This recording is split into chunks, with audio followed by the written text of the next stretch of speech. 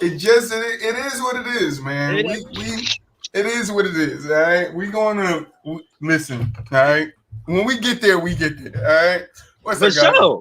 What's up, guys? Welcome Yeah. back to another episode of How we From the doing, y'all? How y'all Sideline, doing? man. We got Lamar and Mulich back in the building. What's up, guys? How you guys So with feeling? y'all. Not much, man. You know what I'm saying? We chilling and stuff. You know what I mean? Shit, Yeah, Coming it's off a a nice great day. football weekend, great basketball weekend. Y'all know how it Great goes. How football y'all doing? weekend. shit. I'm doing good. You know, my Giants got another win, stand tall. All right. We'll go But you ahead and know, move in front of this poster yeah, right yeah, here. yeah. Move in Do front it. of this Do it, flag real because you know quick. I'm going on the Yeah, show this go ahead. Friday. I'm going on the show Sheesh. this Friday, and Mel is not going to like me again. All We're right, gonna go ahead and because move in front of that it's flag gonna for be a y'all. whole lot of David Carr slander going Oh on my. Friday. All right, his I'm just name gonna go is ahead and not leave this Derek. flag and showing. We're His gonna name block I that other is flag off. not Derek. His name is David, and I'm gonna drill that shit in people's heads. All right. oh, he became his brother. He became. Thank you. He became his brother, Lamar. He's his brother now. That's who he is. But this is the basketball show, man. Shout out to the people in the chat that's watching live at home. But you know what we got to get into? We got to get into this Kyrie situation because we skipped it. If you watched last Monday, we skipped it. Absolutely. You know, we didn't have time because we was doing the whoop de whoop with the whoop de whoop with Clutch on, and yeah. So we want to talk about this Kyrie. So now I'm hearing that we all know that Kyrie boo up in the chat, man. What up, my boy Boo Wop, man? Blessings to boo up.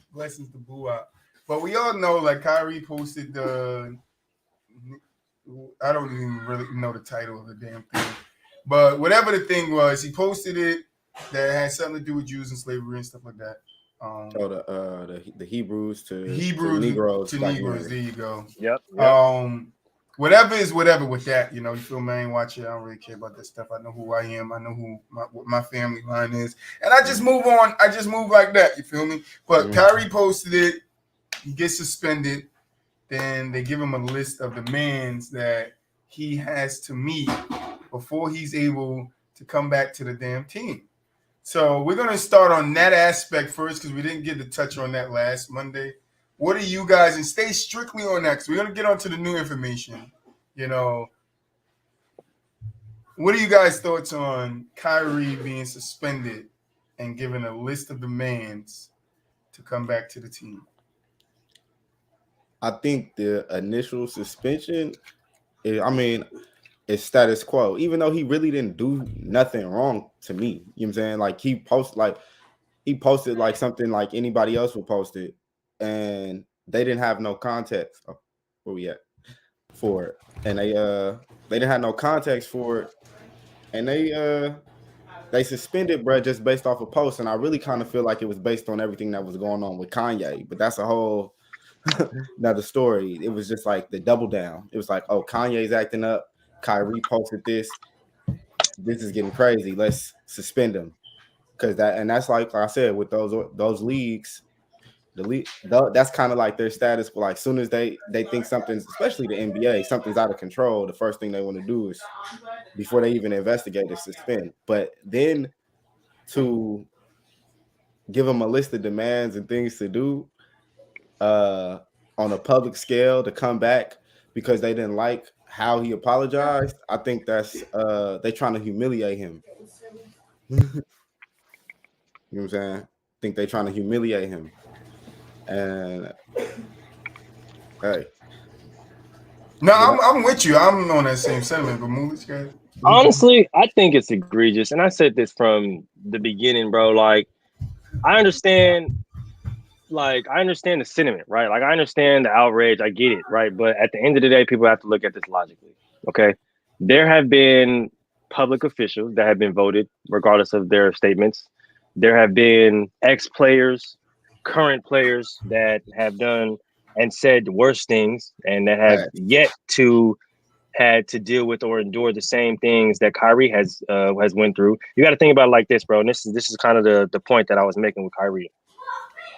If you don't like him, just come out and say it, because all of the excuses that people are trying to use to discharacter him is absolutely crazy, right? Mm-hmm. You got to think about all the people that didn't want to take the vaccine. Mm-hmm. I'll give the biggest example right now: the New York Yankees. 5 of those players didn't want to take the vaccine. Aaron Judge being one of those players, right? Aaron Judge is in a contract year, not to talk about baseball. I know it's a basketball show, but this is just a reference. Aaron Judge is in a contract year, and they know that if he sits out, their season is essentially done, regardless of all the hitters they have, right? If he sits out, their season's over, right? What do they do? What does New York do after? Because we got to think about it like this. They made an exception.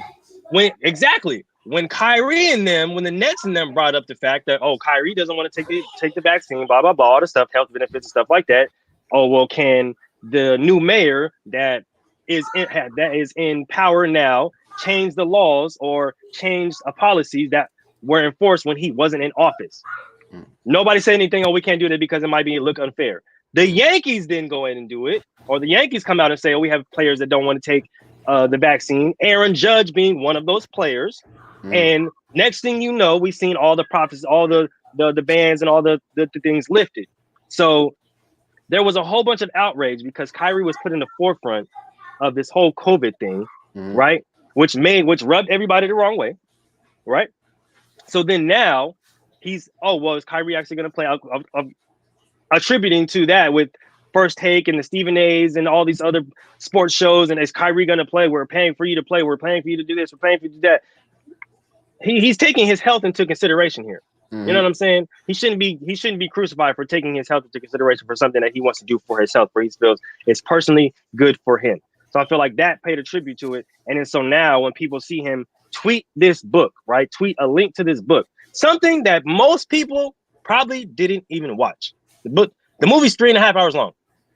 Right. If it's not Avengers, I ain't watching nothing that's that damn long. If it's not Avengers, if it's not Justice League, if it's not anything comic book related, nobody is watching it. Nobody's giving it any attention. I know people gonna try to come. Oh, why you won't watch it? I'm not in that documentary. Give me some serial killers, some cops, and straight up like that. I will watch. Like, let's keep it 100 here. If it's not anything that's a Chinese movie, I'll watch that. We got short attention grandmother. spans. Yeah, my grandmother used to, like, growing up, watch that all the time. Nobody's gonna pay attention to that. Didn't know what the fuck they were saying. I can understand it. That's what she used to say to us. She can't understand it. I can understand it. And nobody's no 3-hour documentary about Slipknot. Nah, that's crazy. Nobody's gonna pay attention to that. Nobody cares about it because it's not. And with that, it's not relevant to what it is. That's like on another topic, but that's what's peculiar because they actually making people want to go watch it. Amazon actually raised the price from $4.99 to $11.99 as soon as all this scandal happened.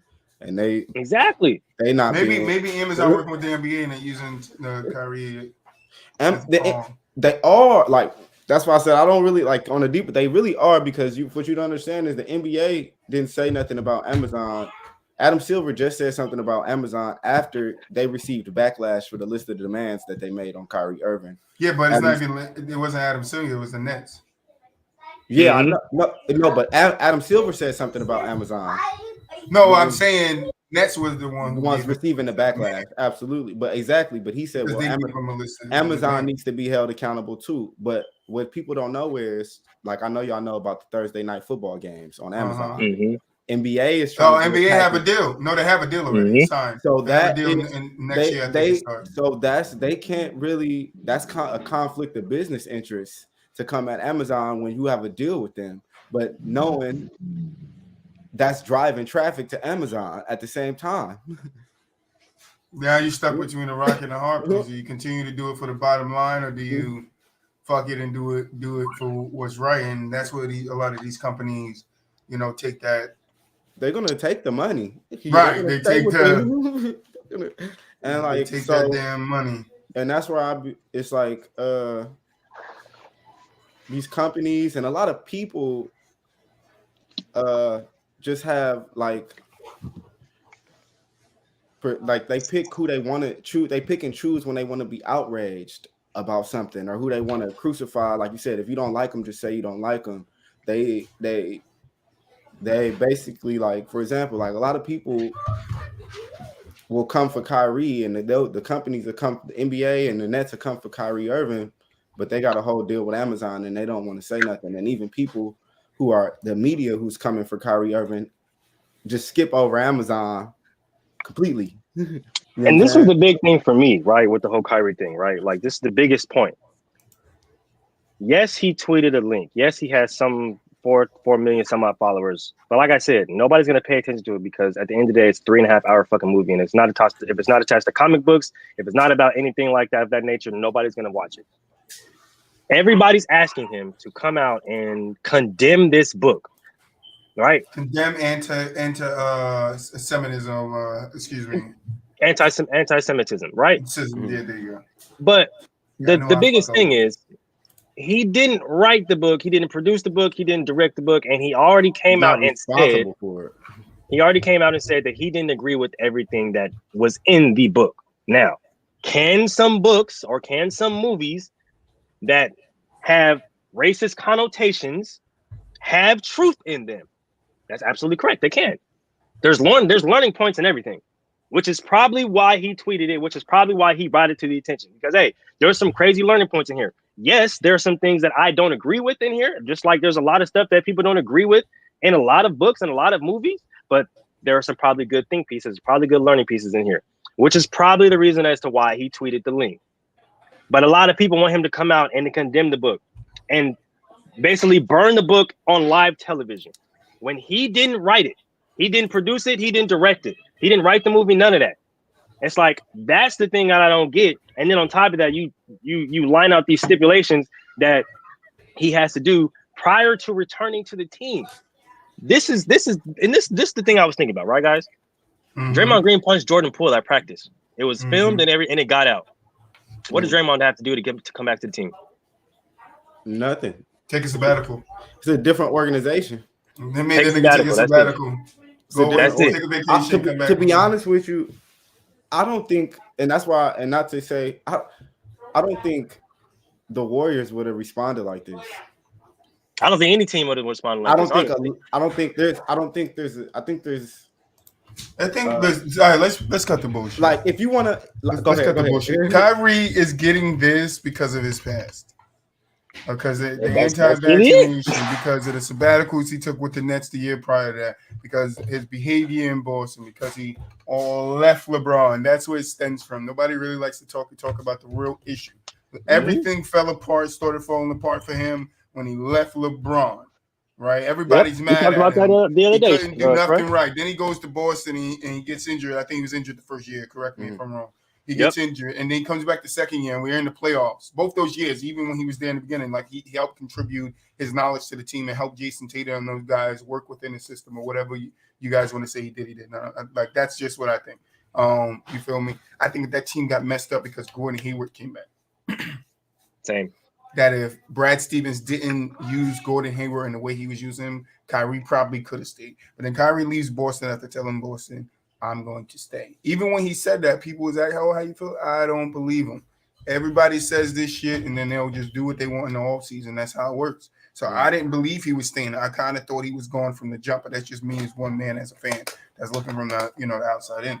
But then he goes to the Nets, and James Harden comes over, and then James Harden leave, and then it's, James Harden left because he was taking the sabbaticals. We thought we was going to happen this year. Why won't he would take the vaccination and this, that, and the third? That shit stems from his past. It's his history. Because they wouldn't do this to nobody else. Like, if Kawhi Leonard posted it, then they're not going to do this. To be honest, he doesn't talk much, but I kind of disagree with you. They're not doing it. I disagree with. All right, because I was just about to say I was agreeing with you until you said Kawhi Leonard. Well, I'm just throwing a player. I just think that's what I think. I think Kawhi Leonard posted this. They'll probably ask him questions, but they're not going to tell him he can't come back to the team. Every player unless he fills this list of the man. So you think if Kawhi Leonard posted it, or the Clippers are making him come back to the team with a list of demands? Yes or no? Just yes or no? Absolutely. Absolutely. And you want to know why? Yeah, I want to know why. It's because right before, like I said, I was with you till you said specific. Like I said, I agree with you, except Kawhi Leonard is I was just throwing an example. Kawhi Leonard has a history too. It's not about what they've done. It's about them taking time off and not playing. Okay, all right. And that aspect. It's about them doing whatever, like player empowerment. I don't have to come. I'll play when I want to, and they don't like that. This is my Chris Paul. I can understand that point. That's more equity, I can understand maybe. But Kawhi Leonard has missed. He left the Spurs. No, but he has a history. He has a track record. Look how he's doing the Clippers now. When you look at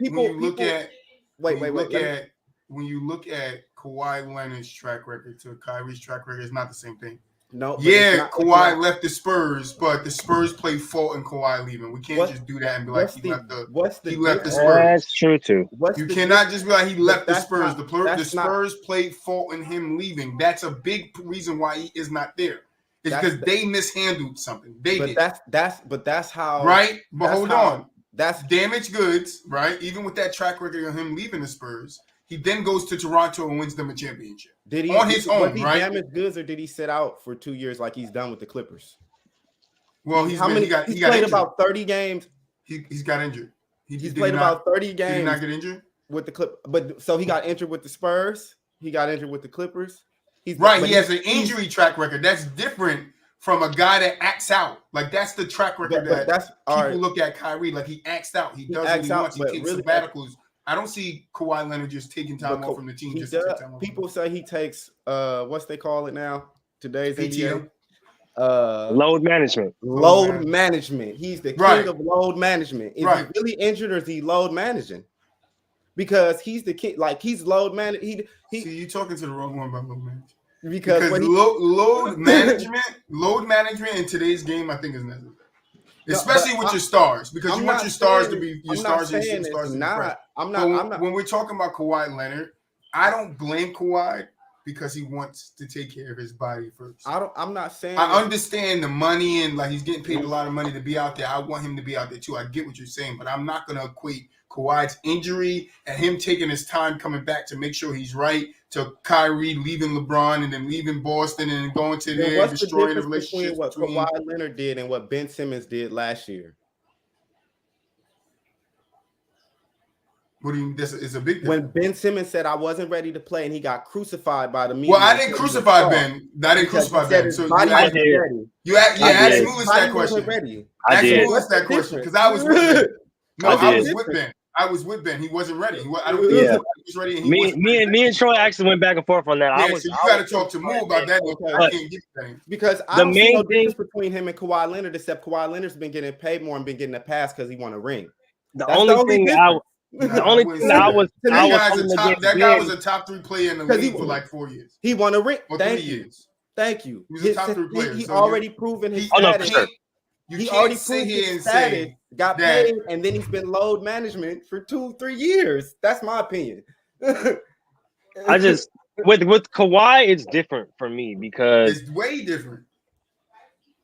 He actually has because he won. But the thing that's different with Kawhi, and somebody brought this up the other day.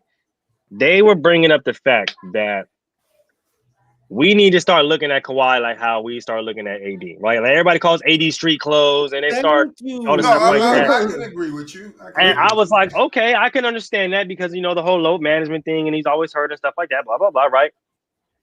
But then you start to really think about the roles that these players are playing, right? So like you take that with Kyrie. Has Kyrie ever led any of his teams to the championship or to the playoffs? No, as a player, I think Kyrie Irving is the most skilled basketball player we ever seen, but he's not. I can agree with that. He's not a winner he's not a winner as a one option. Yeah, no, for sure. I can agree with that. I'm glad you brought this up because I had the last show, but we never talked about it.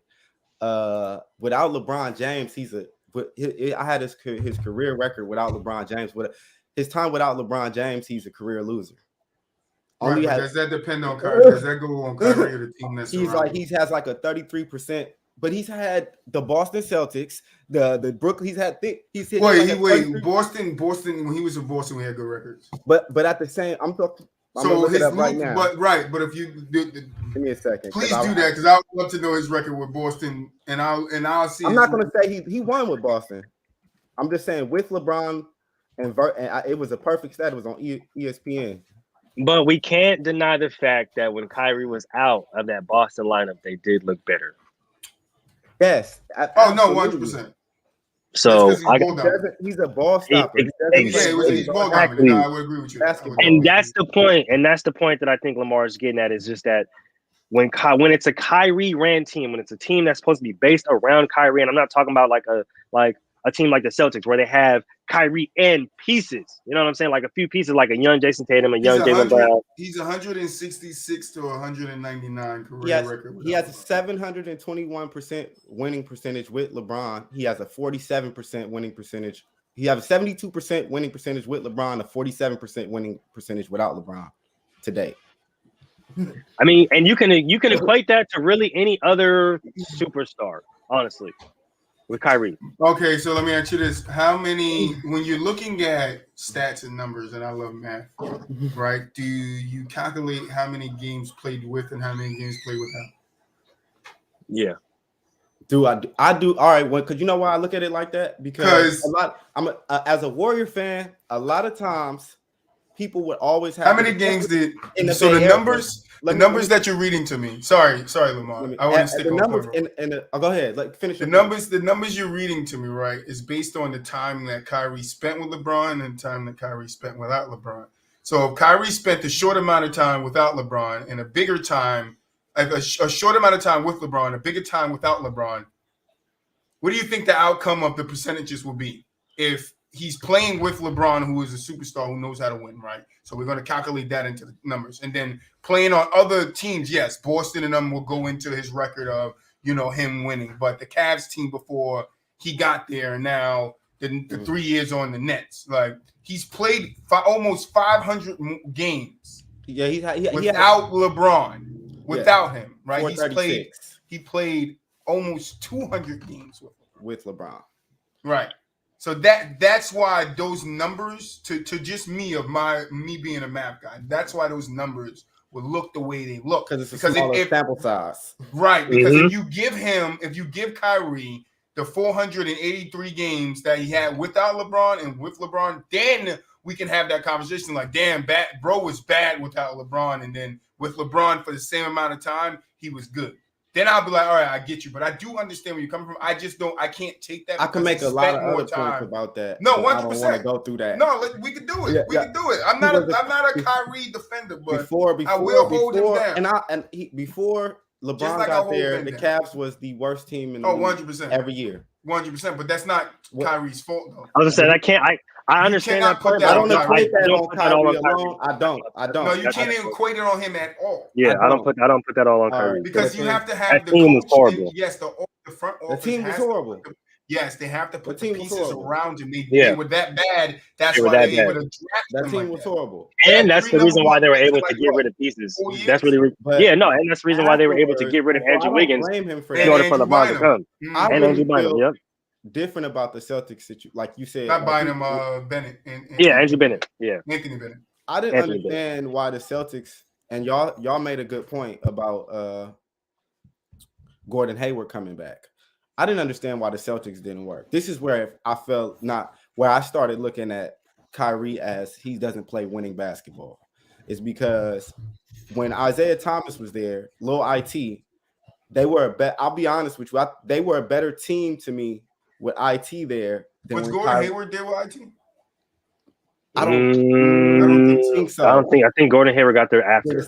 Yeah, I don't think so. I don't think people realize, and just me as a Boston fan, I don't think people realize how much Gordon Hayward hurt that team. Definitely. Definitely.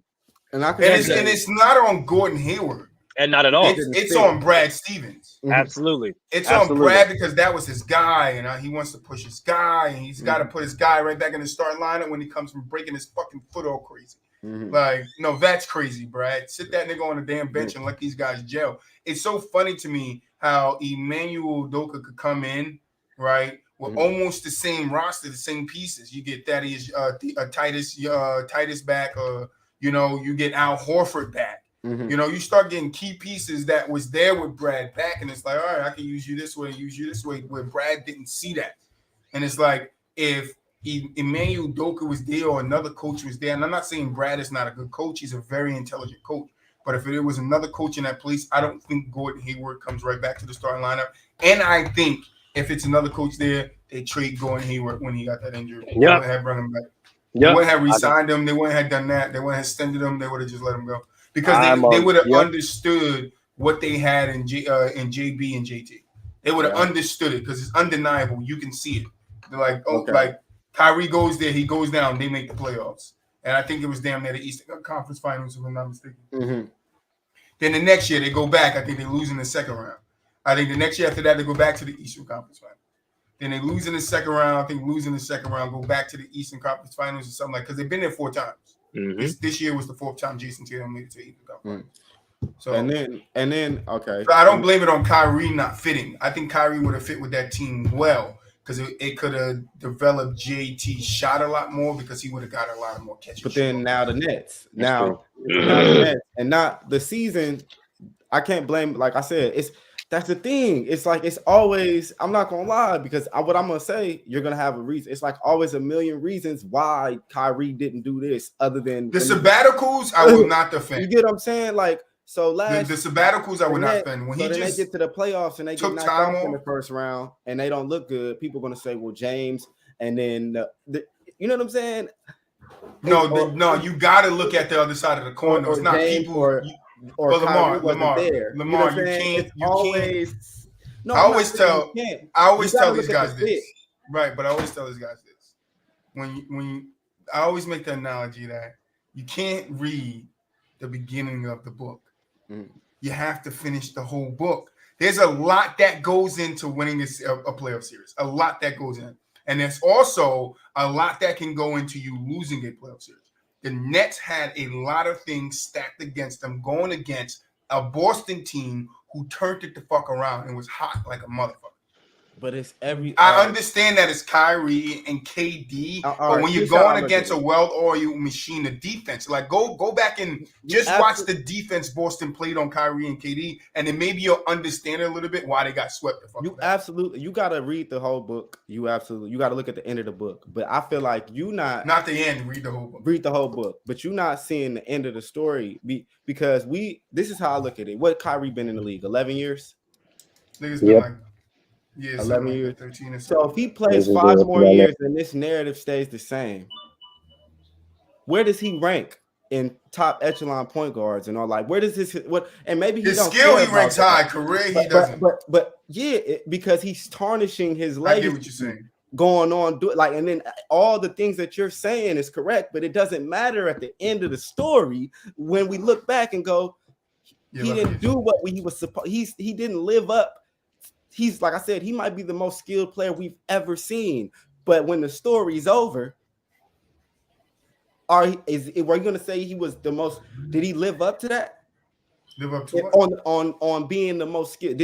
Is he one of the? Is he? Oh, he lived up to being one of the most skilled players. No, but is he the heir apparent to Kobe, or like, you get what I'm saying? Like, is he that guy? The next echelon of great point guards. Players, yeah. Like, you know I think Lamar, and I'm gonna say something. I think a lot of people are gonna rate Kyrie high when his career. No matter how it turns out. I think yes, only because a lot of people judge greatest of all time is by skill.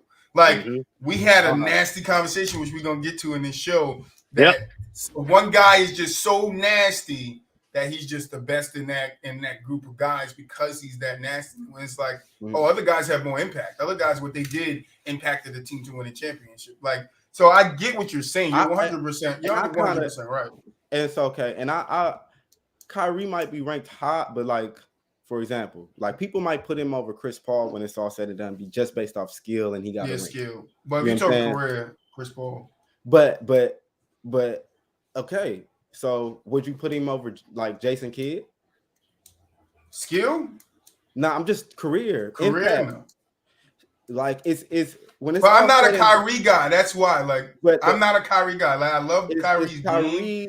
Going to go down as a top 10 point. Maybe I'm not even. I think he'll be top 10. If Kyrie wins, if Kyrie could win without LeBron, guard ever. If Kyrie could win without LeBron, like if he wins with KD, I know people are gonna put another asterisk next to that. Like, okay, you won with LeBron. You also won with the second greatest player in the world. I think people will respect the KD and Kyrie one. Little bit because it's not the Warriors. That's the only reason. I think that's what the people will respect Kyrie and KD winning because KD isn't on the Warriors. He's on another damn team and he's winning. Yes, that's the only reason why that they will be respected. But people are gonna look at Kyrie like this nigga won with LeBron and KD. Like, that's what fans are going to say. That's what the media is going to say. Oh, he couldn't win But at on the his same own. When he time- was Boston, he couldn't win in Boston. Then he had to go back and team up with another superstar for him to win again. That's what people are going to say. If we're being real about sports history, there's really only been 2 point guards technically to lead their team to a championship. Oh, 100%. And so that I don't think people are gonna but they say it now though. Kill his they placement. Say it now. They do. But, they say it now. But some I feel like over time, like people used to shit on Kobe for not winning no rings with Shaq, right? And then he won a ring with Shaq, and people still was like, well, he had Gasol buying him. They were still saying that until it came to the end of his career and people started appreciating what he did. You know what I'm saying? Yeah, but I don't think Kyrie gets the same thing. Because he's tarnishing that. No, right and now. I agree with you on that point. I agree with you. That's why I said, like, skill, yes. Career, people are gonna throw everything you're saying into his career because that's just what he made of his career. So it's on the basketball end, and basketball is now CNN too. So you got to bring all that stuff with it. So all the tweets and all that stuff are gonna come up too, which isn't fair, but it's the same. To me, it's the same thing that with T.O. It's why T.O. had to fight so hard to get into the Hall of Fame. Because of the way he was but because of the way he was tarnishing his legacy. I agree with you to some degree, but I think the difference between it's 2 different sports. So no, 100%. I'm just talking about the tarnishing part. That's why I said I agree with you on that. But I think I'm just looking at Kyrie's production on the court when I'm talking about. He's tarnished. Like at the end of the day, you're gonna like. For example, I feel this way about Dame too. I'm just talking about on the court. I love Dame Lillard, but he's not gonna go down where he should go in upper echelon point guards because even like people was mad he was on the top 75, which is absurd to me. You know what I'm saying? Because I can understand why they mad though, but go ahead. But people was mad that he was on the top 75, which is absurd to me. Well, I don't understand when you talking about because he's not going to be a winner if he don't. When you said Kyrie, when you said T.O. was on the field though, T.O.'s was more about Kyrie. If we're looking at games played, Kyrie has been on the. I'm not talking about their production. I meant like T.O.'s issues was like people was mad that T.O. has had no reason to not to be in the Hall of Fame. He danced. They doing everything. He was a innovator. Everything that they do now that they're allowing in the game, he innovated and they kept him out of the Hall of Fame. It don't make no sense. But that's why I said that don't make. Yeah, it's different. But that's why I said you're right. It's different from what Kyrie is doing. But that's why I only said with the tarnishing part. That what I was saying is. I get what you're saying that at the end of his career, they're going to look back on everything like they did with T.O. It's what I'm saying, basically. Yeah, absolutely. It's like they're going to hold this stuff against him, but they're going to hold it against everybody. When AD get there, they're going to hold AD. Like you said about Kawhi, when Kawhi gets there, they're going to hold that stuff against Kawhi. Why is LeBron the only person in this era like that is already in the top 10? Because everybody else, you don't know where their placement is. You don't know where these guys are going to finish. You know LeBron's going to finish somewhere in the top 10. Now people are moving Steph. Right, that's what I said. Now people are moving Steph in their top 10. I'm not there yet. But people are moving Steph in their top 10 because they know there's a strong possibility he's going to finish there anyway. So I can beat you to the punch or whatever people's mindset is putting him in their top 10. But why isn't KD a solidified top 10 player? Why isn't Kyrie? No, well, we know why Kyrie has the skill to be a top 10 player, but he doesn't have the production or the things on the court to be a top 10 player. So I agree with you there. But I do think you need to look at because I do it with everybody. Even when I was hard on James Harden, I could understand that James left because it was a hard situation to deal with. Like not Kyrie not being there and thinking there's going to be something else. But my point is you have to look at the other side of the coin. It's not just Kyrie's fault. It's James' fault too because James Harden was doing his antics. James Harden was doing his shit. Remember when he let the ball roll past him on the court in the live game? James Harden was doing his shit. So when people be like, yo, Kyrie is tarnishing his legacy. No, I understood this from when I was in school. I used to always go home and be like, Dad, the teachers are picking on me. I thought like, no teachers fucking picking on you. When the teachers was literally picking on me, they knew exactly how to push my motherfucking buttons to get me to just wild out, to react, to do stuff. And I feel that's what they're doing to Kyrie. Like every time he do something, he's under magnifier guys. I'm gonna say something because then he's gonna react. He's not gonna react the way he wants. Then we could punish him for it. They knew he wasn't gonna get up there and be like, "Yeah," because that's Kyrie. Look at every other interview he's had. Everything on his, like I said, we get Kyrie on the show, not this Kyrie one, Irving. We get as Kyrie. far as his actual, because I want to hear his shit. Actual media, the shit in the media, I don't have no problem with what he's doing at all. No, me either. I agree with him. No, 100%. Even and like I said, even with the like reason why I think what we're talking about, I'm not disagreeing with you about James, me either. But I think I think Kyrie is held at a higher regard than James Harden. James Harden kind of has, to me at least, not tarnished, but he's already kind of messed up his legacy with stuff like letting the ball roll, having 11 turnovers in closeout games, like stuff like getting fat in Houston and fucking getting fat and he wearing the bodysuit. James, we know it's a bodysuit, man. We know it's a bodysuit, James Harden. Like, see, I respect that, Lamar. You can come out. Just don't forget the antics. James has already, but I'm just saying, Kyrie, nobody like from on a basketball court, people, be mad about Kyrie's media presence or whatever, which I don't really care about, but people don't hold him to the same standard as they do James Harden. Mm-hmm. People already disregarded James Harden as like because one of the goats. I'm not going to make excuses. No, definitely but James Harden gets put in the conversation for me as Charles Barkley. He gets put in the same conversation as him. Great players that have the talent to win when the pieces are put around them, but fail to do so. That's the category I put James Harden, because he could have definitely won titles. People say the Warriors was in their way, but I definitely think Chris Paul stay healthy. They got a good chance of closing that shit out in 6. Like, good chance of closing it out in 6. And it's nothing against the Warriors if they lose that. That Houston team was a well put together team. It was a well put together team. So blowing those chances, making the mistakes, being a part of your team, missing 29 straight or whatever it was, 29 straight threes, like 28 straight consecutive. Chris Paul don't help them save that. That's all I'm saying. And that falls all on you, James. Like, you're right. There's things that fall on people's legacy that when they get to that hall, that's why we do the segment. And Lamar, that's why I'm glad like you're gonna be a little part of the show, because we can get you on the basketball show. You want to be a good player. And not to mention, they was winning that game. They was winning that game. And we came back. I'm not gonna lie, like we out here. Stop playing with us, man. Well, we do this segment called Safer Out, where we evaluate players and we put them in the From the Sideline Hall of Fame. That's coming when we do the revamp. That's staying. We're just gonna revamp it so it's like. And I'm getting spicy on here, man, because there's a lot of Hall of Fame play. Y'all can get up out of there. Like I tell you, we did Robert Horry is probably, if you haven't seen the Robert Horry episode.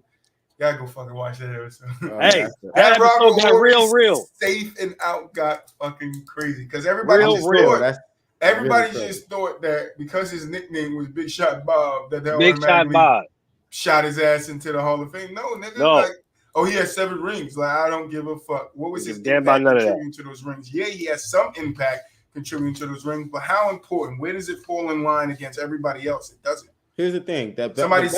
Somebody said I'll take Robert Horry's 7 rings over Kobe's 5 and 2.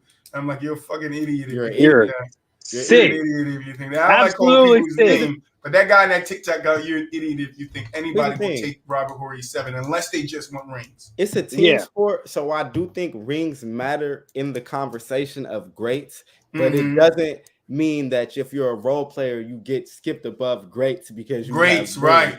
See, I like that, Lamar, because I always said there's a list of greats that got championships, and then somewhere at the end of that it stops, right? You got all the superstars and stars that won championships, however you align them. And right here is like those role players, those guys that won a lot of championships on teams on the bench. Like that's where they go. They don't get put up here. Take Horry from down here and try to put him up here with a guy like Kobe. Like, no. Like, we was even saying that yesterday, that we need to reevaluate Kobe's career versus LeBron. Say that for another episode. But. Yeah, absolutely. A lot of people ain't gonna be happy with that analysis. I'm gonna tell y'all right now, and it's not gonna go the way you think. Damn sure ain't going the way they think. But let's get into this Embiid dropping. What he drop? 49? 50 from damn near 50 back to back. Nice, the boy out there Embiid tripping. been out here killing. Embiid went 49-11 with how many assists? No, he Hold on, went let me get it. 59, 11, and 8. 59. Sorry, yeah, he went Almost 60. Yeah, he And dropped 7 blocks. Whew.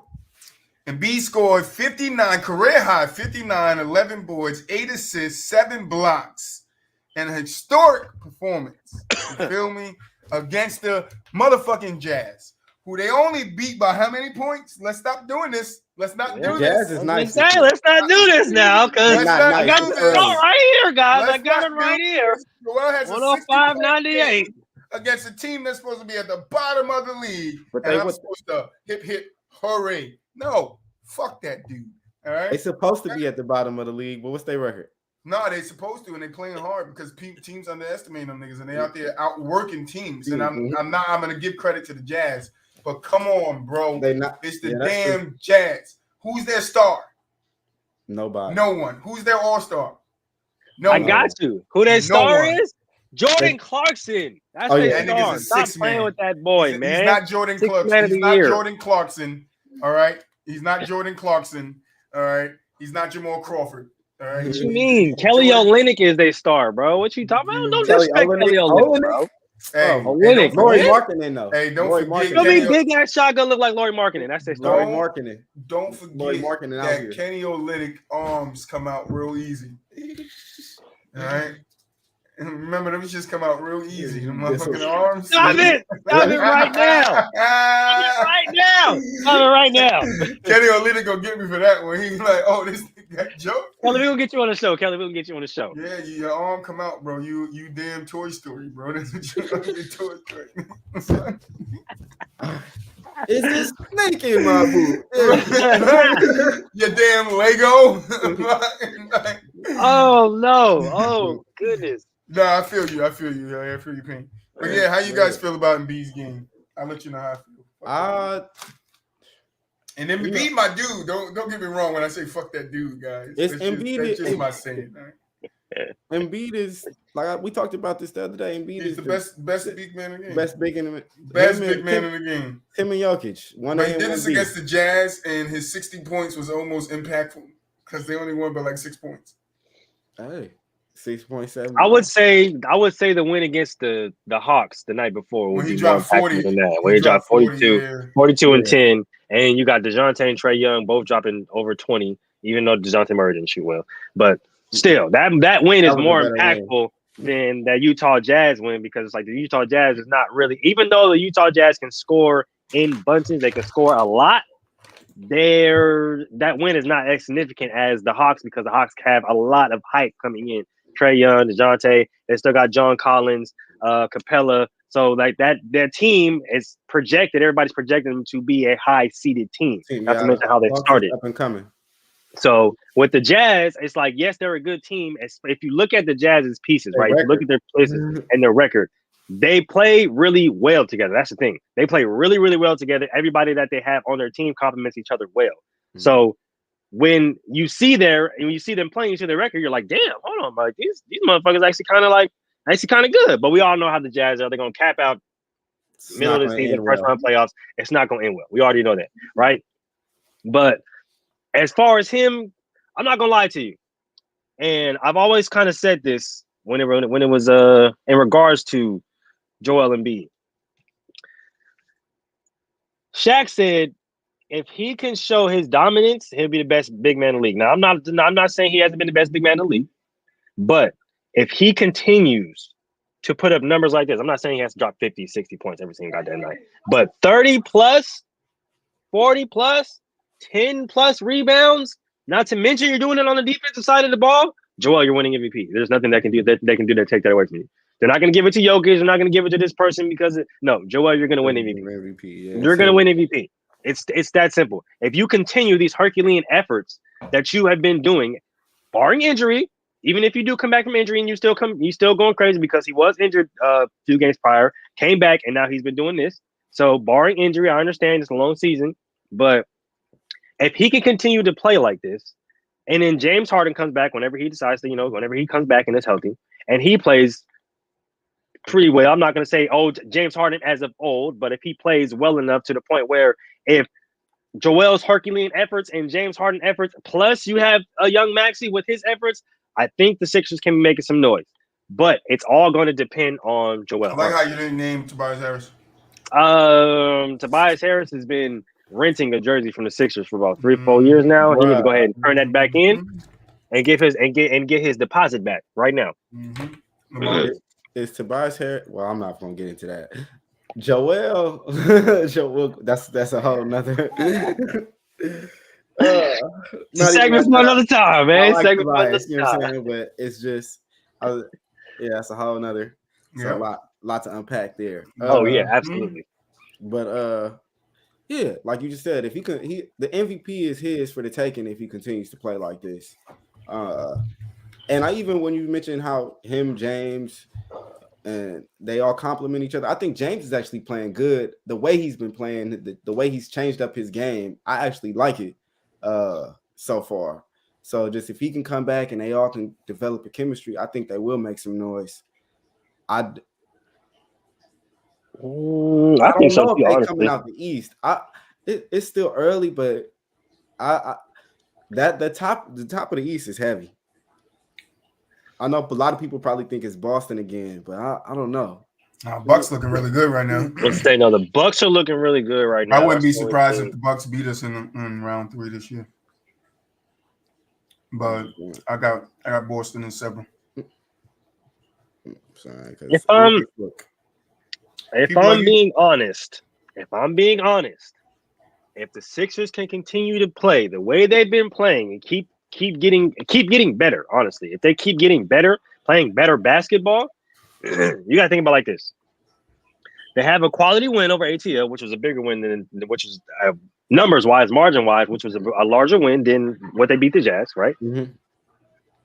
If they can get past an Atlanta team, if they can put together a few regular season wins against Boston and against Miami, and understand kind of how that system is going to work. We all know what Milwaukee's going to be, right? But with Boston and the new coach and everything, how they're coming in still hungry, especially after losing their coach to a suspension and then damn near potentially losing him for good. Right.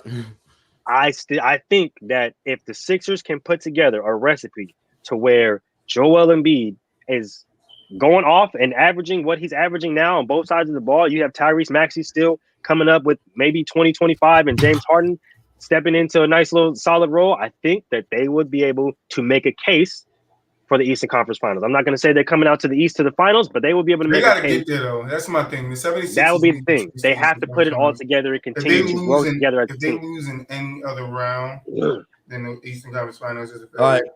And honestly, the last point when it comes to the Sixers, it depends on matchups. I'm not gonna lie to you. When it comes to playoffs, it's gonna depend on their matchup. And that's how I feel about the whole. They don't want Boston. They don't want the Heat. They don't. That's how I feel about the whole. That's how I feel about the whole East. I feel like. Now I think the Bucks match up well against everybody. I think the only matchup that's not good for them is the Boston matchup. But I think anybody else, they walk through them. Like unless, because even Katie and Kyrie, as much as I say they're gonna finish the top 3 seed, like if you really look at them, like if Kyrie's on the team, like I don't think like when James Harden was there, like all healthy, ain't no way that hell that Bucks team beating them. But if Chris Middleton's healthy, like I gotta see the Nets play some tremendous goddamn defense to beat them. Yep, defense, and I don't think they could do that. So that's what I'm saying. They're not even a threat, but I think the Bucks walk through, and I'm not saying they sweep everybody, but 6 games, they'll have a 7-game series somewhere.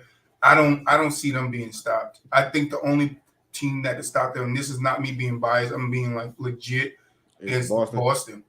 But would you be surprised? Like, I just don't think I would be surprised if I wouldn't be surprised at all if Boston, of course, because they've been there, Milwaukee, Miami, or even Philly made it out of the East, was representing the East. I think that's the top 4 teams. It wouldn't. I think that's definitely the top 4 teams. But it's like one of them will fall out because if the Nets were fully healthy, like and there was no questions on Kyrie, no questions on KD, like they're a top 3 team. Like no questions asked, they're top. Just with those 2 people, they're top 3 team. And then if I know people like to calculate Ben Simmons is just playing defense. They're top 15. I don't need no fucking offense from you. Just play defense. Go stand in the corner and get ready to dunk. That's what I'm gonna tell him. Just get ready to dunk. I don't care if they push you, foul you, go to the foul line, you miss every fucking free throw. You can be Shaq. I don't give a fuck. Even though Shaq shot 50% from the free throw on his career. But you can be Shaq, man. All I need you to do is show them that you're willing to drive, so they start stepping up to you in that lane, and you can start kicking out, and you can just start kicking out to us open shots. That's all I need Ben to do. But yeah, those are top 14. Bucks, Boston, I would say Heat and Sixers in that order. Yeah, and like when you thought if the Nets could put it together, I would throw them in there too. You're absolutely right. Some people will be like, "Wait, you're a Boston fan. Why not put Boston first?" I just think right now we're looking at this season right now. The Bucks are playing really well, even without Chris Middleton. They're playing very well. But when they come against Boston's playoff defense, I don't know. I need to see that. Quick question: last Monday, did we do the centers? Yep. So we got to do the championship rounds. Yeah, I was gonna say it's the championship rounds now, man. This is Sweet 16. Yes, sir. No, the Sweet 16 we did for point guard, shooting guard. Oh yeah, no, yeah. Elite 8, right? Final Four, Elite 8. I think it's the Elite 8. Elite 8 for point guards. No, all right. So it's right after Elite. It's the Final Four. Final Four. Oh shit, let's make it happen. Stop playing. All right, so recap real quick. I'll run through them so you know who played who in Elite 8. In the Elite 8 point guards, Magic played Oscar. Magic won. Size. And Elite 8 shooting guard, Michael Jordan beat Kobe. And the forwards, LeBron beat Kevin Durant. And the centers, Hakeem Olajuwon beat Shaq. So now we down to Hakeem, LeBron, MJ, Magic. What's the first round in the Final Four? Who playing who? I'm not too sure if I like that LeBron is over. I don't know. Maybe I don't know. Maybe I didn't like that LeBron over KD because I thought about it. I was just saying, bro. KD get ball first. It's over. It's over. I didn't like that either. That's why my eyes. I said, in a 1v1. I don't know about that, bro. And then what he beat him? 21-5. Hell no. KD stopping him more than once. He's 7 foot. We're not gonna do that. Bro, stop it. I understand he's skinny and he brittle. You feel me? He built like me, but it's okay. All right, my man, he play a little defense. I'm pretty sure he can get a few off front. I'm saying, what? Man, and he gonna get to that mini. He gonna pull. Yeah. All right, Final Four. Here we go. Yeah, it's just that's it, man. All right, we got Michael Jordan versus Magic Johnson. Oh, this is gonna be so egregious. I can already see it. Michael Jordan wins 21-1. God. Well, no, that's understandable. I'm not gonna lie to you. That's understandable. You saw what he did to him in that Olympics game. I was just saying, Magic with the he. Yeah, Magic ain't a one-on-one. He too. You know what I'm saying? We got LeBron versus Hakeem Olajuwon. Hakeem. I think Hakeem taking it, but I think they're going to give it to LeBron. It's so gross right here. LeBron wins it 21-9. That's ridiculous. That's wild. That's ridiculous. That is wild. I'm just picturing Hakeem swat that shit. Have you ever played in throwing everything, bro? I was about to say, have you ever played somebody that's skilled and taller than you? I seen a 7'2" dude at my job today, nigga. I seen a 7'2" dude at my job today, and I'm tall. I'm normally tall in my normal day. Like I'm looking up at this nigga, like, damn, that's what the short people feel. Man, what you doing here, bro? What are you doing here? Go get my rebound. I walked up to him and I was like, "Yo, I just got one question at you." He's like, 7'2". I was like, "Thank you." They know. I want to know. That's all I want to know. He looked annoyed, but I didn't give a fuck. Because I talked to a person that's over 7 foot before, right?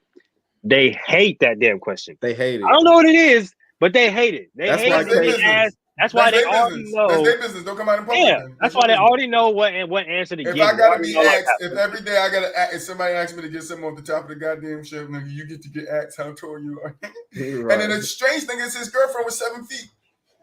He was 7'2", she was 7 foot. Oh my god. damn. Why they not? Why she not in the WNBA? And they were interracial too. She They was need just her. like, all right, They kids can be 16 foot tall, boy. right, fucking 19. I just said at my job, the Giants are back. The Giants are back. Man, bro, what? If that Um, kid is not a hooper, bro, that kid is probably Victor Wilbur. No cap. Shit. Were you talking about Wilmington? Victor Victor Wembanyama. Wilmington? Yeah, that's probably that kid, bro. Like we gotta ask next time. He's 7'4". Because he is light skinned. You feel me? Right. I'm saying Finals. 7'4". I'm just saying, put two and two together. Might get Vic on the Y'all show. out here for your son. You know what I'm saying? The finals. MJ versus Braun. It's They did this on purpose. Bleacher Report, you ain't Right. slick. Right. They definitely did it on purpose. Because LeBron should have lost in the last round, no cap. LeBron should have lost 2 rounds ago. Well, I was gonna say we gonna say 2 rounds ago, but It should be Michael Jordan versus KD right now.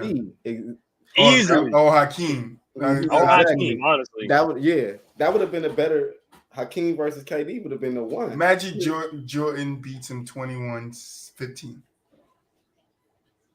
21-15. And Mike beat Kobe what? Braun beat Kobe? No, Mike beat Kobe in the earlier round, right? Mike beat Kobe in I think the final round, did he? And it was 21 something. Way. Because if you telling me LeBron had a better chance against Mike than Kobe did, I don't believe you in a one-on-one game. Yeah, I'm not taking that either. You said, say that again. You said who had a better chance? If you telling me LeBron did better in a 1v1 game against Mike than Kobe did, I'm not believing. Oh, he did. Yeah, that's crazy. That's Bleacher Report, you're not slick. After 11. That's a whole. See, I told you, we're not slick. We gonna have this conversation, and when we have this conversation, we're gonna set the internet ablaze. Because I think I'm starting to realize that somebody is better than somebody. But we'll talk about that a little later. When Moolich brings his ass back on screen, we get to this last topic because I'm about to spit some spicy, right? So let me give Lamar the background. So yesterday in our meeting, we was chit-chatting, we talking up a little bit, and we were talking about Klay Thompson, and we were talking about greatest 6 men, and these guys were saying that Jamal Crawford is the greatest 6 man of all time because he averaged 20 points and he can get a bucket and shit like that. And and I told him it's so crazy because I would take Manu Ginobili over Jamal Crawford. I just think his impact as a 6 man off the bench was way bigger to winning championships than Jamal Crawford's none with his 20 points off the bench. Right. That's where I told you earlier. I said it's a team sport, right? Mm-hmm. So team accolades do matter. Mm-hmm. And it ain't just about because we're not finna act like Manu wasn't nice. Manu was nice, and I tried to tell these guys that Manu would have been a starter on anybody else's team that did not have the coach Greg Popovich. To me, Manu was. And this might sound crazy because what James did, but at the same time, understand, at the time, he was comparable. He was the blueprint for what James Harden was in OKC. And if Manu, like how everybody says, if they would have kept that team together, that OKC would have won a championship. But James Harden would have had to stay as Manu. But he didn't want that role anymore. And you seen what he blossomed into. Now I'm not saying that Manu could have blossomed into James Harden if he did had the same attitude. Or he could have been a better player. He could have been a much more impactful player if he was a starter on his own team. Right. That's what I was saying to Mel last night. I was hoping Mel could have made that episode. Let me make sure you're not there. But I was telling him, like, you know, you guys, you sleeping on Manu, like, to sit here and say that, you know, Manu couldn't have been a starter on anybody's. Like, he averaged 16.6 points as a starter for the Spurs. Mm-hmm. Like, every game he started for the Spurs, that's his average. So you think he can't take that somewhere else and turn that into 20 points a game as a starter? Like, Jamal Crawford was a starter on the Knicks, and that was his team. Mm-hmm. It was his team. But I asked a valuable question when we're talking about who, and I got to ask the question because that's where the conversation led. Who could replace Clay? Jamal Crawford or Manu? And I'm taking Manu. Because Manu can play defense. He's not the greatest two-way player, but Manu could play some defense. Manu can give you buckets. Manu can facilitate, and Manu can get when talking about defense, he averaged 1.2 steals a game, I think. Or so close you're saying to if you were to take one of them and put them on the Warriors, right? To replace Clay, I would for sure, because the style of play and just I think it's almost easy to pick Manu because the Warriors play a system that he already played similar in. He's a much more well-rounded player. It's nothing against Jamal Crawford. Like, how I look at it is Jamal Crawford is a prototypical 6-man. He's right. Go get a bucket. He's what you would like if you built Lou Williams, you know what I'm saying? Jamal Crawford, Jordan Clarkson. Mm-hmm. They all are prototypical, but in a structured offense with your starters and you want that ball movement flowing. You want somebody who's skilled at doing everything. You know what I'm saying? So yeah, I would take Manu if that was the conversation. To be honest, I do kind of agree that Jamal Crawford is the greatest 6-man of all time based on his skill set. But if we're talking about impact alone, I'm taking everything in consideration. You know what I'm saying? And so his impact to winning 4 championships. And so if nothing Jamal Crawford did in his career could come too close to that. You know how I do it whenever I'm conflicted about a player, I go, if I was building a team and I'm not putting Manu as a starter because he was a 6-man, who would I want as my 6-man? So if I had my starters, if I was building my own team or my team of GOATs, I got Steph at the point, I got MJ at the 2, whatever. Who would be my 6-man? And I can't pick a starter. It's got to be a career GOAT 6-man. I'm gonna go Manu because he gonna come off that bench with that GOAT squad that I built and go crazy. You know what I'm saying? He's gonna do the right thing because he does more. He does like Jamal Crawford. It's sad to say this, but I'm not saying that he couldn't do more, but like his game is one-dimensional. Like it is. Why do you? That's not even egregious to say. Like, why do you think teams? And I said this to Mel last night. Why do you think teams traded him or let him walk so much? Because you cannot win with a guy like that being a focal point of your team, and it's hard to have a guy like that come off your bench because then that guy starts dropping 20 points a fucking game and he wants to be a starter. Mm-hmm. Mm-hmm. And the thing with that is, if you put him in the starting lineup, he fucks up the fucking chemistry of the starting lineup. That's what I was going to say. Mm-hmm. That's the biggest point. That's the biggest point. You can take out of that 6-man role, put him in the starting lineup. He ain't fucking nothing up. And everybody be like, oh, but he played on the Spurs. I don't give a fuck. That's the Jamal biggest Crawford point played with right a lot there. of players too, bro. All stars. And couldn't get it done. Like that Knicks team was his and he couldn't get it done. Like as great as he was, and I'm not taking nothing away from his skill. He's a very skilled player. I'm talking about career. When you're looking at fit and what they've done in their careers, if I'm going who I want, like you said, Lamar, to be on my team, if I got a team like the Warriors and Clay's gone, and I'm looking for a guy to replace him, I'm taking Manu. I'm not taking no damn Crawford. Nah, Crawford doesn't even fit. Like, I put Crawford on the Nuggets. Yeah, I don't know. I don't think Crawford is as a career. I don't think he was a starter. Like, no, and that's no knock on him. Like, it's but like Manu, and that's my point. Manu could have been a starter. Could have been a starter with any other absolutely 31 teams that were out there. And Mel disagreeing, I don't see how. Because when Manu started, he fit that role. It was Greg asked him, Greg Popovich asked him to take that role because he had Parker, because he had Tim Duncan, and he can put pieces in the middle of those two that he can start with, and then Mano's the first one off the bench 3 minutes into the game. And it's So really, just because he was coming off the bench doesn't mean he was a starter. He just accepted that role. It's the same role people was asking Carmelo to accept. Mano just didn't accept it when he was old. He accepted it when he was young. He made If that any his other career. team asks Manu, because Manu, what people don't understand, and that's the thing about Clay, like, yeah, Clay's a great player, right? But I'm thinking if I replace Clay with Manu, Manu brings me another aspect to the game because he can also facilitate the offense. He's also a good passer. And I right? think that's why they kept him on the bench. Like, they brought him off the bench. Because, Right. And that's the same reason why, like I told you about James and Russell. Like how I said, that was the blueprint, because you have basically James was a 2-guard, Manu's a 2-guard in their offense, but really he's a facilitator. He's a point guard at heart.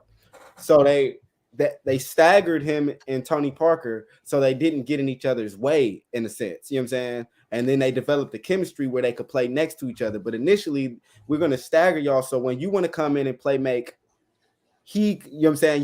You're not taken away from what he does. And that was the same thing Oklahoma did. And then when I said that when people today look at the Euro step, they look at Manu, niggas lost their mind. Like, That's true. Shoot, Manu's that's why I learned the Euro step. I ain't even gonna lie to you. Was fucking nasty. That's why I learned it. I ain't No, he ain't the first one to do it. Yeah, no, he's not the first one to do it, but that's where I seen it first. Who did they say?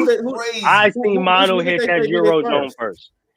Who did they say? I'm gonna be honest with you. Manu was the originator, but the person who really made me pay attention to it was Dwayne Wade. I can understand that point. And I'm like, oh, okay. You know what I'm saying? But Manu, I always thought Manu was the architect. You know what I'm saying? He's the one who brought it to the so NBA. Smooth. You know what I'm saying? Did it. Like nobody can do that shit like Manu did it. Mm-hmm. Like nobody doing it. So that's what I'm saying. If you add Manu to that Warriors team, bro, you still win 4. KD there, KD not there, they still win. I don't think it's no difference. And I think Manu, when Steph goes on the bench and you keep Manu in the game, he can actually dribble the ball. He can put the ball on the floor. That's something that Clay is not really good at. It's not a strength of Clay's. He can dribble, but he's not a strength of Clay's. Manu can make space and create his shot. That's something like Clay can create a shot, but not like Manu can. I'm not saying Manu is better than Clay. I'm saying Manu is better than Jordan Crawford, no matter how you spin it or look at it. I'm taking Manu in every situation. That one, especially when it comes to a 6-man, I'm taking Manu. The thing about Jordan Crawford, I will give it to Jordan, but the thing about Jordan Crawford that a lot of people tend to forget is that even though he can get a bucket, even though he's very talented, he can dribble all the stuff like that. What's up, you can't. His chemistry with the starting lineup does not mix. It doesn't mix, which is the reason why Jamal Crawford is a career off the bench person. He's a journeyman because the way he plays basketball does not mesh with other players. Like you brought up Lou Will. Why was Lou Will able to get on a team like the Lakers? Because Lou Will is him to me because he brings more to the game than just scoring. He can facilitate. He can still give you defense. Jamal Crawford, if you put Jamal Crawford in on Golden State, right? Take Clay out, put Jamal Crawford. Their defense gets significantly worse because Clay was an important part to sticking key players on the team. Absolutely. Jamal Crawford cannot do that, but you can put Manu there, and Manu's not going to be as good as Clay, but he's going to hold his own against. I think out of all the 6 men, to be honest, well, at least I think he's the only one that you like. The ones we just named that you could put there is Manu. I don't think you could put Lou Williams there as a starter. No. Either. I don't think because his game is just kind of the same as Jamal Crawford in a sense. I don't think you could put Jordan Clarkson there either. Like I don't think you could put really nobody because it doesn't fit. I think Manu is the only one because he actually could play off Steph. The other ones they would kind of be like waiting on Steph to finish what he do to get their turn, and so you'd be like, you might as well come off the bench because you on the court with Steph, you're not really impactful. So you might. And it's like the thing about a 6-man, a true good 6-man, is that your job is to not only come off the bench and get a bucket. Your job is to run the second unit. Mm-hmm. Like you are the head of the second unit. That's the reason why they gave Russ that off the bench job because they know he can run a first unit with no problem. But that's gonna conflict with LeBron because y'all are two ball dominant players. I didn't understand why they got them at first initially. Exactly. But if Russ runs the second unit and makes the second unit better, because that's what Russ can do. He can make his teammates around him better. Mr. Average a triple double. They're like, oh yeah, bet we can do that. Let's go ahead and run that in. I think this is why Jordan Clarkson. This is why Jamal Crawford. This is why these scoring first 6 men don't necessarily work because that's just their aspect of that game. They're going to come in and they're going to get you a bucket, but they're not going to come in and find the open player. They're not going to come in and be able to work with the starter or work with the Steph Curry or work with the LeBron James or work with the Dame Lillard and be able to get them open shots, not just get yourself an open shot or get them open shots. Set up your teammates for open good shots. Right. A lot of 6 men, they're one-dimensional, bro. Yeah. I'm not gonna lie. That's Manu is, and this is the reason why I agree with Troy. Manu is probably the one 6 man you can really think about that's multi-versal. He can come out, he can defend. He can come out, he can give you a bucket. He can come out, he can pass. He can steal. Like whatever you need him to do, he's a Swiss Army knife. He can do anything you need him to do. He can do it all. And that's the kind of 6 man you want coming out the bench. Yes, it's great to have somebody who can come off and score and just get a bucket. Yeah, bet. But when you need a stop, when you need a steal, when you need him to kick that play out and make that pass, can he do that? This is the difference with Manu and everybody else. Jordan Poole is struggling a little bit to start the season because he really wasn't a 6 man last year. You know, he started, and this year he's trying to facilitate the offense, and it's it's taking some time. The other Warriors young players ain't doing their part, but it's taking them a time to get into the rhythm of okay, I'm the 6 man, I'm running the second unit now. You know what I'm saying? And he's struggling. Yeah, I think he did well running that second unit towards the end of the season and in the playoffs. Yeah, in the playoffs, it was like he already had his rhythm from starting. So it was just like, I'm just gonna play how I've been playing. You know what I'm saying? And now I think like it's just we got new players trying to figure out how to run that second unit. And like you said, I think by the end of the season he'll be all right. But just right now, you can see they're having growing pains. Oh no, definitely. Yeah, but put some respect on Manu's name, bro. Everybody keep forgetting about Manu because Clay came around. Like for Clay, there was a Manu, and Manu was nasty. He only came off the bench because Greg Pop wanted him to.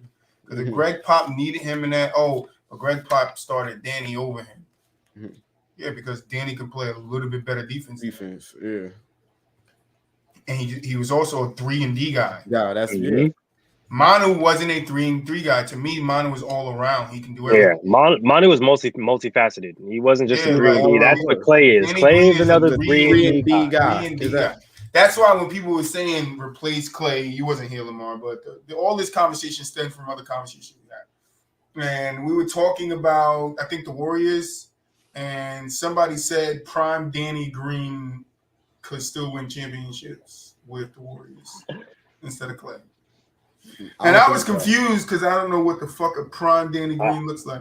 I've never seen a prime Danny Green. Never seen that guy in my life. I'm still the Danny is still on him. Right, the prime of nothing. Love you, Danny. Come on the show. We can talk about it. Appreciate it. Anytime. I stand on mine, nigga. We can come talk about why. Anytime. Good thing. Young Danny Green. All right, here's what I will say about that comment. And this is where people be crazy and like, this is young Danny Green and young Klay Thompson look the same, but Klay Thompson went like this and Danny Green just stayed right here. So you can't say, oh, young Dan. No, because Klay Thompson went to another level and he didn't. You know what I'm saying? So I understand the not even young is prime. I don't know what is his prime. Yeah, I must miss Danny Green's prime. Everybody looks at the Danny Green when he went off in that damn playoff run that he had and against the Heat. To the Heat. You know, when they lost to the Heat, that's his prime, going crazy because he was young. That was like his second or third year. People don't realize that he was young at that time. That's prime. That's prime and young Danny Green. I'm trolling, but I want to see Danny Green score 60 with 9 dribbles. Dribbles, yeah. Like people are crazy. That's what I said. He didn't extend. Like I understand. Still inconsistent. Klay Thompson is. How many shots did Danny Green? How they call Chris Paul the point guy? Was like, what the fuck? Klay Thompson is the 3-and-D god. It's been a lot of them. It's been a lot of them. JJ Redick, Danny Danny Green. It's been a lot of them, but none of them have been as good as Klay Thompson, unless you want to call Reggie Miller that. But other than that, the 3-and-D player, he's the best one just does that we've ever seen. And people want to compare him to the other ones, but he's on another tier. You know what I'm saying? Yeah, that's true, honestly. If you want to put Reggie Miller up there, it's him and Reggie, because Ray Allen could dribble and get a bucket and do all the things. He wasn't just purely 3-and-D. As a pure 3-and-D player, it's Klay Thompson. You want to say Reggie Miller and everybody else. That's it. So you could look at the style and say, oh, he could have did that on the Warriors. No, because he didn't reach that next level. You know what I'm saying? He didn't go Super Saiyan. You know what I'm saying? He stayed. That's a very good point. That's a very, very good point. Male, thank you for the follow. Kyle Korver. We got two new followers today, man. Hey, we appreciate y'all for tapping in, man. Dark Killer Gun and Molly. I fuck up people's name. Molly Wap 650. Thank you guys. Hey, we appreciate y'all for stopping by, man. Shoot. Yeah, talk in the chat, man. We want to get some. Yeah. You know, ask questions in the chat. You know what I'm saying? We here to answer questions as well, man. Don't be shy. You know what I'm saying? Get your name up here. We put your name on the chat. You know what I'm saying? Let everybody know your name and stuff like that. We like to do some things around here, man. Yeah, there be some people in the chat. You know, they be busy. We respect it. You know, when you guys can drop by. But we want to see our names pop up. We remember names. We do spontaneous giveaways here and there. Absolutely. So you never know. You never know when you might just be appreciated, and we just be like, yo, you won this, and you ain't have to do nothing to win it. You feel me? But back to what we were saying. Manu is Manu. I can respect people saying with Jordan Crawford's skill that he's the best six man, but I don't look at just skill as everything. Because how many players had skill and then did nothing with their skill? Like Jamal. I mean, it's a lot of players who've been skilled. Like, and that's all right. Like it's so many players that's, if you want to talk about Steve Francis, it's so many players, and that's my boy. That comes back to my point about Kyrie earlier. Like, when it's all said and done, like, and not for just never mind the antics, just his legacy and his winning, like how much he won and being that skilled, people are gonna look at that, you know, not just with the talking and stuff like that. So like Jamal Crawford's skill level is, people like you said, you was right. Some people, if they put him number one at six man, it's basically his skill. Because he had 20, like Mel said, he averaged 20 a game. I'm like, but that 20 was never impactful to winning. Right. It was never impactful to him. Even when he was the star on the Knicks, he never impacted winning. Never. Not like Manu. Manu has done shit in the end of games that would lead them to get to a play, or lead them to get the spot, or lead them to win a game in a playoff game.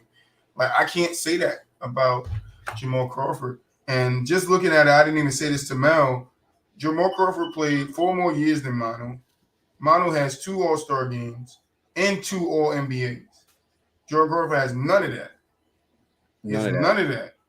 Like, points per game, Jamal first, Manu second, 14 to 13. Rebounds, 2.2 to 3.5. Assists, 3.4 to 3.8. Steals, 0.9 and 1.3. Blocks, 0.2 to 0.4.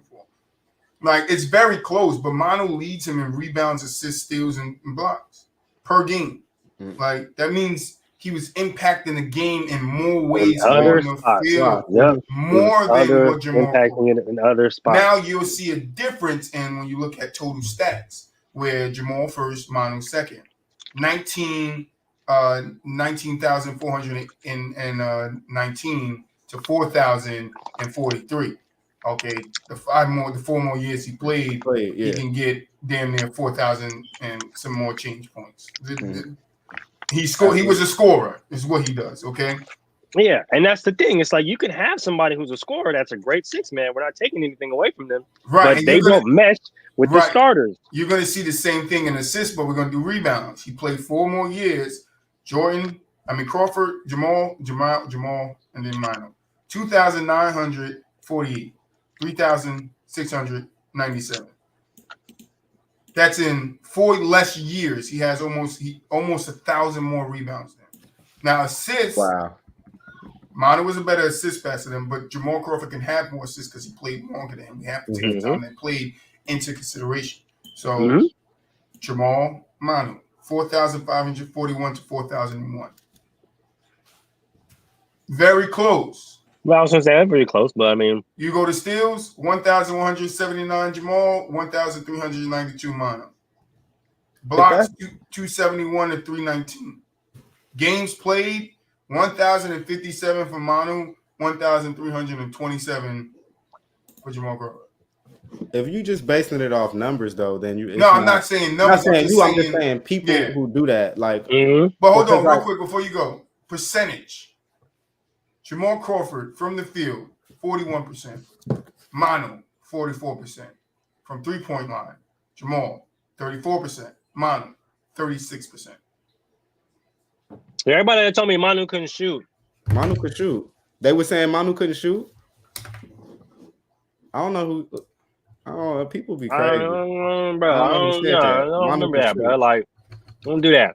Because I remember a lot of people telling me that Manu couldn't shoot, which is the reason why, part of the reason why he wasn't starting, because the Spurs were like, no.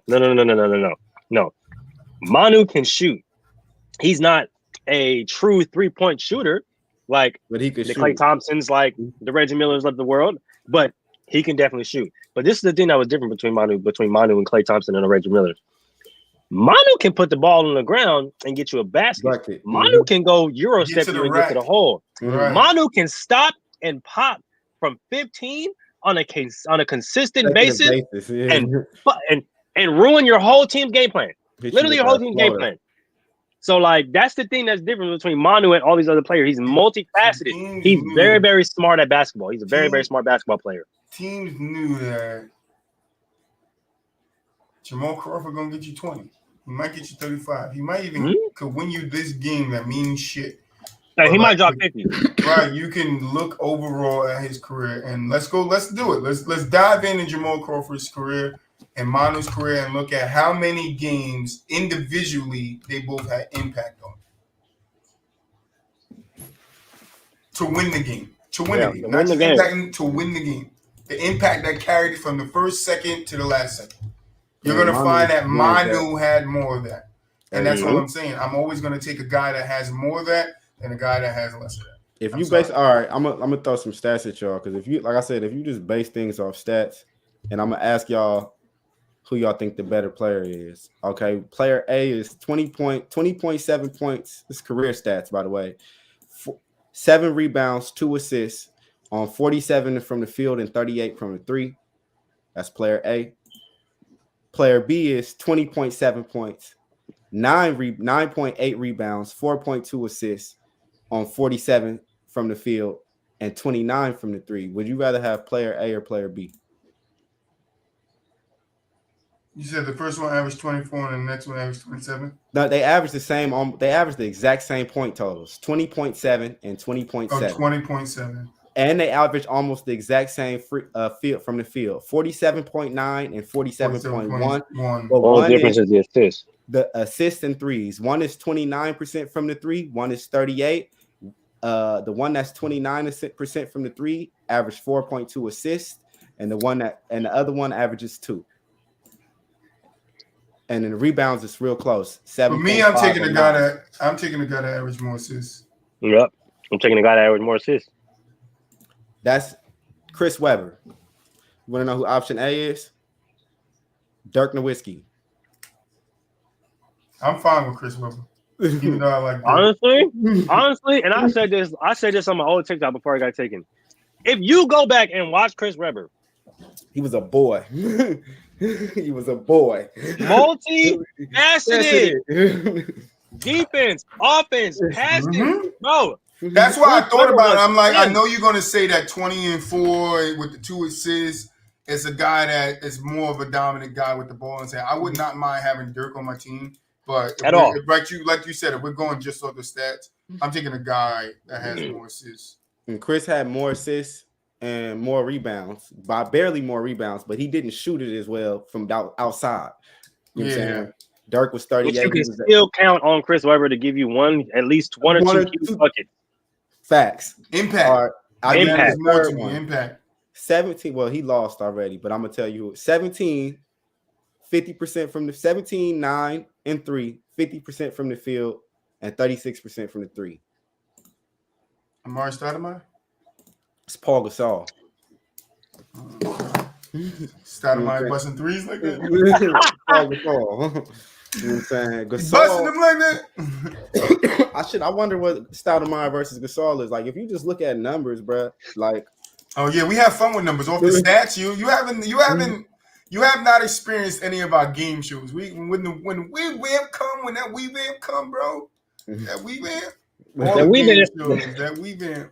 All the game shows come back, and we hoping you can be a part going forward. So you're gonna get the experience off the stats where I'm reading you. When you're gonna see stats on the screen, you gotta pick which one, and they similar, so close, and it's like they be 2 stars or 1 star, 1 bum, and everybody be like, I'm going for this guy, and they pick the fucking bum. It'd be fun. Like, but let's get up out of here, man. It's good show, fire show. Great. You know, I wish Mel was here so I could have cut his ass up. We would have been jumping his ass in here today. Mel would have got jumped. But Mel don't like getting jumped though. Last time he got jumped on David Carr, he got a little flustered. On David, he won't let that go. David, DeVito. So I ain't gonna take too much more Derek Carr slander. I'm gonna save it for my final thoughts, man. Because fuck your final thoughts, Moolich. All I gotta say is if Derek Carr don't start playing better, we're not even gonna compare you to your brother David.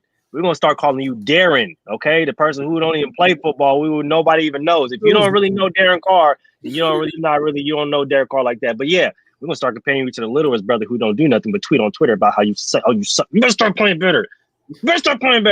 Derek Carr cried at a press conference. I'm out. We're gonna see y'all on Wednesday.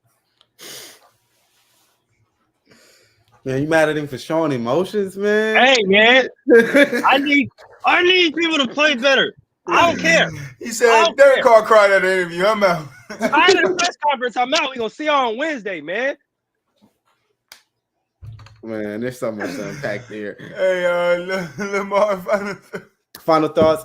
My Niners won. I still don't believe in Jimmy Garoppolo, but it's good though.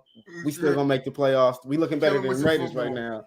Hey, I appreciate y'all for that Chargers loss though. We appreciate y'all. On God, appreciate y'all. Anytime. We wish y'all could do the same thing for us when y'all play the Rams. Well, I wish I could too. I wish we could too, brother. No, I wish we could too. Hey, don't put none of your money on the Raiders. Don't put no money on the Raiders. Hey, I'm telling people that. If anybody tells you to put money on the Raiders, go ahead and just run. Actually, that person's not a friend. I would just want to ask Mel how mad he think Devontae Adams is for leaving Green Bay. Hey, he was cussing him out on the field yesterday, so he probably hot. I think him and Aaron Rodgers is sick right now. Oh Absolutely. my gosh. Absolutely. But thank you guys for watching. Thank you.